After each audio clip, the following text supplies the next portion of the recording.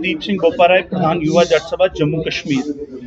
आज की जो प्रेस वार्ता है, जैसे कि आपको पता है कि 13 अप्रैल को जो हमारी मठ से एक टीम आ रही थी, हमारी जो मेन रैली थी वो तवी पुल से थी और जो मीरा साहब तक जानी थी, उसमें शामिल होने के लिए मठ से जो थे हमारी टीम आ रही थी, जिस पर जो है एक हमला हुआ। और मैं आपको बता दूं, बकायदा हमारे पास प्रूफ हैं और हमने पहले ही प्रशासन को अवगत कराया हुआ था कि पाकिस्तान के नंबरों से जो है हमें धमकियां आ रही थी कि युवा जट सभा 13 अप्रैल को रैली ना निकाले, और बकायदा इसकी FIR नंबर 50/2024 गांधीनगर थाने में दर्ज है। और हमने पहले ही बताया था, इस पूरे वाक्य में बहुत सारी चीजें हैं जो छुपाई गई थी, सामने नहीं आई। हम भी एक हफ्ते से अपने लेवल पर इन्वेस्टिगेशन कर रहे थे। पुलिस के सामने जो है गाड़ियों को तोड़ा गया है। ये एक दंगा हुआ है जो 1989 के बाद सिख जो नगर कीर्तन है उस पर हमला होने के बाद ये पहला है कि किसी रैली पर हमला हुआ। मैं आपको बता दूं, सबसे पहले क्या होता है कि हमारी रैली जो है वो तवी पुल के चौथे पुल से निकलनी थी, और मठ से जो कुछ लोग आ रहे थे उन्हें ये व्यक्ति रोकता है और सेंटर में गाड़ी लगाता है। ये पगड़ी नहीं है, ये एक टोपी नुमा जो है पटका है, आप देख सकते हैं, और निक्कर पहनी है इस व्यक्ति ने। बिल्कुल जो है ये गाड़ियों को सेंटर से आके एक रैली में एक सेंटर में रोकता है, और उसके बाद जो है ये बाइक से चाबी निकालता है और वहां रैली में चल रहे लड़कों को थप्पड़ मारता है। वहां से जो है कंडीशन जो थी, सिचुएशन वॉलेटाइल हो जाती है। लेकिन जिस तरह से बताया जा रहा है कि गुरुद्वारा साहब के साथ हुआ, तो पहली चीज मैं बता देता हूं, जहां पर ये पहला इंसिडेंट हुआ है, पूरी जिम्मेदारी से आपको बता रहा हूं कि यहां पर जो है गुरुद्वारा साहब 700 मीटर दूर है, और अगर एक वाकया हो जाता है, इंसिडेंट वायलेंट, किसी की दो गुटों में हमला हो आपसी विवाद हो जाता है, तो 700 मीटर गुरुद्वारा साहब जो एक गली में है वहां से बकायदा अनाउंसमेंट की जाती है, और वहां पर यह बताया जाता है सिख लड़कों पर हमला हुआ। जो है इस सिचुएशन को जो है एक रूप देने की कोशिश की गई थी, क्योंकि चुनाव है और चुनावी दौर पर हमें, जो मैं आपको बता रहा हूं, बकायदा हम पूरे ऑन रिकॉर्ड जो है हमारे पास हैं। ये पाकिस्तान से हमें धमकी आई है और ये बकायदा मेरे फोन पर अभी भी है।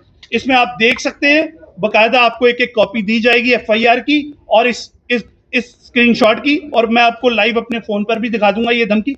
उसमें बकायदा कहा गया है कि 13 अप्रैल को युवा जट सभा रैली ना निकाले। इसका मकसद दो कम्युनिटीज में राइट्स करना था, पर लेकिन युवा जट सभा के जो आपको बता दूं कि जट बिरादरी है, ये एकमात्र बिरादरी है जिसमें हिंदू और सिख आपस में रिश्तेदारियां हैं, हमारा भाईचारा है। इस वजह से वो कंडीशन जो थी वॉलेटाइल नहीं हुई। लेकिन जैसे ही मैं इस मुद्दे को सुलझाने के लिए वहां पहुंचता हूं, मीडिया के सामने है, मुझ पर हमला हो जाता है अकेले व्यक्ति पर। मतलब कि एक व्यक्ति आता है और वहां पर जानबूझ के, देखिए, एक सिख की पगड़ी नहीं उतारता है। वहां पर कुछ उस भीड़ में जो लोगों को प्रोवोक किया गया था, जान के साथ प्रोवोक किया गया था, उसमें जो कुछ चंद अनासर तत्व थे, हम वहां पूरी पब्लिक को हम नहीं बोलते हैं कि वो जो है उस मामले में इन्वॉल्व है। उसमें कुछ लोग थे जिन्होंने जानबूझकर ये वर्डिंग यूज की है कि पगड़ी उतारो, और मैं समझता हूं कि कैंप गोल गुजराल की जनता को भी उन लोगों को सामने लाना चाहिए, क्योंकि ये मेरी पगड़ी उतारी गई है। और वहां पर बकायदा बोला गया, जब एक व्यक्ति सामने से समझौता करने के लिए आ रहा है तो वहां पर तोड़ा जाता, और पुलिस के सामने लॉ एंड ऑर्डर, मतलब कि इससे साफ दिखाई देता है कि वहां पर जो था, उन जो उसमें अनासर तत्व थे उन्हें लॉ एंड ऑर्डर की कोई डर नहीं था, क्योंकि SP रूरल मौजूद थे, SDPO मौजूद थे, वहां पर जो है 2 SHOs मौजूद थे, और उनकी मौजूदगी में हमला हुआ है मुझ अकेले पर, और मेरी गाड़ी तोड़ दी गई।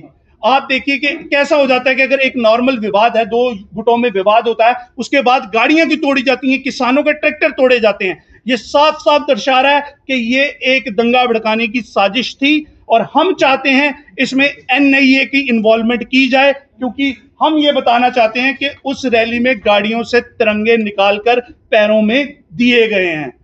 तो अभी जो लोग हमारा विरोध कर रहे हैं, मैं उनसे कहना चाहता हूं कि पृथ्वीराज और जयचंद की लड़ाई में मोहम्मद गौरी कभी हमारा ऑप्शन नहीं होना चाहिए। अगर आप देश के साथ हैं, आप देश की बात करिए। युवा जट सभा से, ये जट बिरादरी से आपकी डिफरेंसेस हो सकते हैं, अमनदीप सिंह बोपाराय से आपके डिफरेंसेस हो सकते हैं, पर अगर देश के साथ आप चलेंगे तो आपको ये समझना पड़ेगा कि ये एक बहुत बड़ा षड्यंत्र है।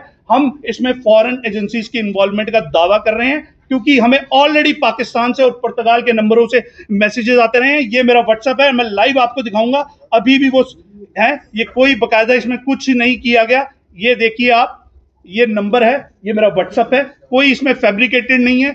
ये आप देख सकते हैं, ये नंबर है बकायदा पाकिस्तान के नंबर से। 23 मार्च को मुझे धमकियां दी गई थी और इसकी जो है एसएचओ गांधीनगर को इंफॉर्मेशन थी, लेकिन गांधीनगर एसएचओ हैज फेल्ड मतलब कि to underestimate the gravity of the situation, he has failed.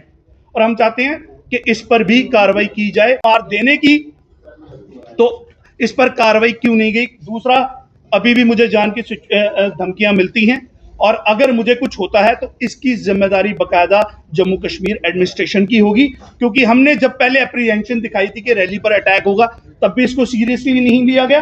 और अब मैं आपको बता रहा हूं कि मुझ पर भी हमला होने की आशंका है, और अगर कुछ हो जाता है तो इसकी जिम्मेदारी पूरी जो है जम्मू कश्मीर प्रशासन की होगी।